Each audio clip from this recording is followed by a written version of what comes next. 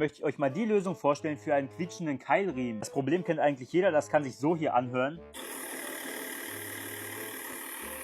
Und hier zum Beispiel sprüht der Kollege auch gerade das Keilriemenfett auf. Dafür kauft man sich einfach so eine Tube Keilriemenfett, umweltverträglich, biologisch abbaubar und pH-neutral. Und das Ganze sogar dermatologisch getestet mit Lanolin. Denn ein quietschender Keilriemen war gestern. Durch das neue Keilriemenfett garantieren wir Ihnen 7,5 Monate einen quietschfreien Keilriemen. Das Ganze kann natürlich auch bei Zahnriemen zur vorbeugenden Behandlung gegen Zahnausfall benutzt werden. Aber eine wichtige Ergänzung, die Verwendung als Haargel wird nicht empfohlen. Genauso wie das Keilriemenfett gibt es auch den Keilriemen-Spannlack. Der Grund ist relativ simpel, und zwar so ein Keilriemen ist ja aus Gummi und das ist relativ hart, wenn man das einsetzt, und unbeweglich. Diesen Grund wird Keilriemen-Spannlack verwendet, um den Keilriemen zu straffen, nachdem er eingesetzt wurde. Wichtig, das Ganze ist alle 10.000 Kilometer zu wiederholen, damit der Keilriemen einfach sauber läuft. Ihr habt euch auch gefragt, wie man hier bestellen kann. Dazu einfach in den Warenkorb.